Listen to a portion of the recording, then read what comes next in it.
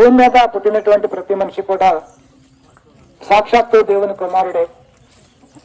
అయినప్పటికీ కూడా భూమి మీద ఉన్నటువంటి ఈ మనుషులంతా కూడా ఒకే తండ్రి పిల్లలుగా ఉన్నప్పటికీ కులాలుగా, మతాలుగా, ప్రాంతీయ భేదాలు, తత్వాలు సృష్టించుకొని ఎవరికి వారే వేరైపోయి ఒక్కడైనటువంటి ఆ దేవుని మొక్కలు చెక్కలుగా చేసి నిన్ను కలిగించినటువంటి ఆ కన్న తండ్రి కన్నీట కన్నీరు రప్పిస్తున్నారనడంలో ఎలాంటి సందేహము లేదు. కానీ ప్రియమైన దేవుని పిల్లలారా, మీరందరూ ఈ రోజు తెలుసుకోవాల్సిన విషయం ఏంటంటే మనందరం కూడా ఒక తండ్రి పిల్లలమే. ఒక తండ్రి పిల్లలమైనటువంటి మనము ఈ భూమి మీద వచ్చిన తర్వాత 60-70 సంవత్సరాలు జీవించిన తర్వాత ఎప్పటికైనా సరే ప్రతి మనిషి కూడా సావు అనేటువంటి ఆఖరి యాత్రకి పాల్గొనవలసిందే. కాబట్టి భూమి మీద ఉన్నటువంటి ప్రతి మనిషి కూడా సావు అనేది తప్పించుకోలేరు. కాబట్టి చనిపోయిన తర్వాత ప్రతి మనిషి ఎక్కడికి వెళతారు అనేటువంటి విషయాన్ని ఆలోచించుకోవాలి. భూమి మీద ఉండగానే ప్రతి ఒక్కరు కూడా ఏమనుకుంటారంటే చనిపోయినటువంటి మరుక్షణం ఫ్లెక్సీ పెట్టుకుంటారండి. ఏమనంటే స్వర్గస్థులైనారు అని పెట్టుకోవడం అనేది మంచి ఉద్దేశమే. కానీ వాస్తవానికి చనిపోయినటువంటి వ్యక్తి స్వర్గానికే వెళ్ళాడంటే అనుమానమేనండి. మరి స్వర్గానికి వెళ్లాలని ఆశ అయితే అందరికీ ఉంటుంది, పరలోకానికి వెళ్లాలని ఆశ అయితే అందరికీ ఉంటుంది. కానీ స్వర్గానికి లేదంటే పరలోకానికి వెళ్లాలంటే ఈ భూమి మీద ఏం చేయాలి, ఏం చేయకూడదు? దేవుడు పరిశుద్ధుడండి. పరిశుద్ధుడైనటువంటి ఆ దేవుడు పరలోకంలో ఉన్నాడు. పరలోకంలో ఉన్నటువంటి ఆ దేవుడికి మన భాషలో మనకు అర్థమయ్యేటువంటి విషయం చెప్పాలంటే దేవుడు స్వర్గంలో ఉన్నాడు. స్వర్గానికి వెళ్లాలంటే దేవుడు పాపం లేనివాడు. కాబట్టి అక్కడికి వచ్చేటువంటి ప్రతి వారు కూడా పాపము లేని వారుగానే రావాలని దేవుడు కోరుకుంటున్నాడు. మరి ఈ రోజున భూమి మీద ఉన్నటువంటి ప్రతి మనిషి కూడా పాపం చేస్తున్నాడా, పుణ్యం చేస్తున్నాడా అని ఆలోచించినట్లయితే బైబిల్ గ్రంథం మనకి ఏం చెప్తుందంటే ఏ భేదమును లేదు, అందరూ పాపం చేసి దేవుడు అనుగ్రహించి మహిమను పొందలేకపోతున్నారని బైబిల్ గ్రంథం కలిగిస్తుందండి. ఎవరు చాలా మంది అంటారు నేను పాపిని కాదండి, నేను పాపినని ఎలా చెప్పగలవు, నేను దొంగతనం చేయలేదు, నహత్య చేయలేదు, విచారం చేయలేదు అని మనిషికి కంటికి కనిపించేటువంటి పాపాల గురించి మీరు మాట్లాడొచ్చేమో. కానీ పరమంతమైనటువంటి దేవుడు, పరమమ్మ ఎరిగినటువంటి దేవుడు, నిన్ను నన్ను చూస్తున్నటువంటి దేవుడు, ఆయన అందరికీ పైగా ఉన్నవాడై అందరినీ కూడా దృష్టించుతున్నాడు. ఆయన దృష్టికి కానరానిదంటూ ఏది కూడా లేదండి. ఎందుకంటే నువ్వేదన్నా పొరపాటు లేదంటే తప్పు ఏదైనా పాపం చేయాలనుకున్నప్పుడు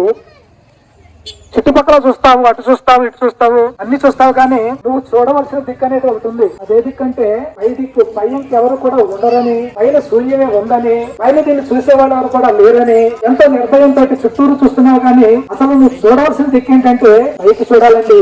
పైకి చూస్తేనే నీ పాపాన్ని పట్టుకోగలిగినటువంటి మహనీయుడు లేదంటే నీ కన్నతండ్రి, మన కన్నతండ్రి పైనే ఉన్నాడు. ఇకపోతే పాపం అంటున్నారు కదా, పాపం అంటే ఏంటండి అని మీరు అనొచ్చు. పాపం అంటే ప్రియమైన దేవుని పిల్లలారా, చూపు ద్వారా, మాట ద్వారా, ఆలోచన ద్వారా, ఊహ ద్వారా, ప్రతి తలంపు ద్వారా కూడా పాపం అనేది జరుగుతుంది. ఈ విషయాలన్నీ ప్రతి మనిషికి కూడా తెలుసు. చాలా చిన్న విషయానికి అబద్ధమాడటం, చిన్న విషయానికే చూపులో మోహపు చూపు అనేది కూడా ఉంటుంది కదండి. అది ఎంతమంది గమనించగలరు, ఎవరు గమనించగలరు, ఎవరు పట్టుకోగలరు, దానికి శిక్ష ఎవరు వేయగలరు? భూమి మీద ఉన్నటువంటి తోటి మనిషి నేను పట్టుకోలేడు, శిక్ష వేయలేడు. నువ్వు పాపి అని అనటానికి అది సరిపోదు. కానీ దేవుని వాక్యం లేదంటే దేవుడు నీ హృదయాంతరాల్లోకి వెళ్ళిపోయి నీ మనసుని లేదంటే నీ హృదయాన్ని పరిశీలించినట్లయితే నీ హృదయం అంతా కూడా దేంతో నిండిపోయిందంటే పాపపు ఆలోచనలతోటి, పాపపు క్రియలతోటి, పాపపు చూపులతోటి, పాపపు మాటలతోటి. ప్రతి విషయంలో కూడా నువ్వు భూమి మీద మనిషికి దొరకకపోవచ్చావు కానీ పరలోకం దేవుడికి నువ్వు పాపిగా కనిపిస్తున్నావు. కాబట్టి అలాంటి జీవితం జీవిస్తూ కన్నుమూస్తే నువ్వు పాపిగా చనిపోతే పాపి అయిన వాడు పరలోకానికి అర్హుడు కాదు. ఎందుకంటే దేవుడు పాపి కాదు. కాబట్టి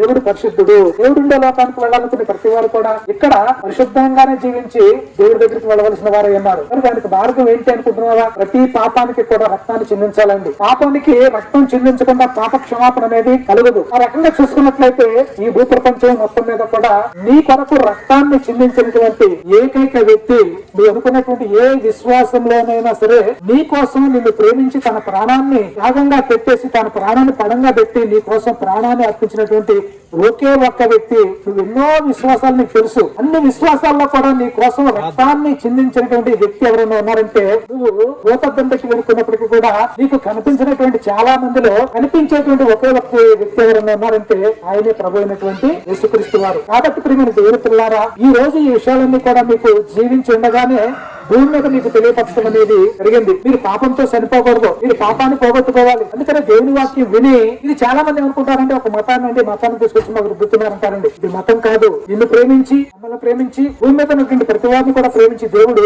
ఈ యొక్క రాజ్యసువార్తను ప్రతి వారికి కూడా తెలవాలని, మీరు ప్రతిగుణంగానే ఈ విషయాలన్నీ తెలుసుకోవాలని. నువ్వు పాపిగా మరణిస్తే వెళ్ళిపోయిన తర్వాత నరకానికి వెళ్ళిపోతావు. నీ తండ్రి అనేటువంటి దేవుడికి ఇష్టం లేదు. కాబట్టి నువ్వు భూమి మీద ఉండగానే నువ్వు పాపి తెలుసుకుని పాప క్షమాపణ నిమిత్తము మారు మనసు పొంది బాప్తీసం తీసుకొని ప్రభు యొక్క రక్తంలో కడగబడి ఈ పాపాన్ని ఇక్కడే విడిచిపెట్టి నువ్వు బ్రతుకు దినములన్నీ కూడా దేవుని యొక్క వాక్యానుసారంగా జీవించినట్లయితే నువ్వు పాపం లేకుండా మరణిస్తే అప్పుడు నీకు దొరుకుతుంది నువ్వు కోరుకున్నటువంటి వర్గం, నువ్వు కోరుకున్నటువంటి పరలోకం. ఈ విషయాలన్నీ చెప్పడం కోసం ఈ రోజు మీ మధ్యకి వచ్చాం, కానీ మతాన్ని ప్రచారం చేసుకోవడానికి కానీ మరొక దానికి కానీ మీ మధ్యకి రావడం అనేది జరగలేదు.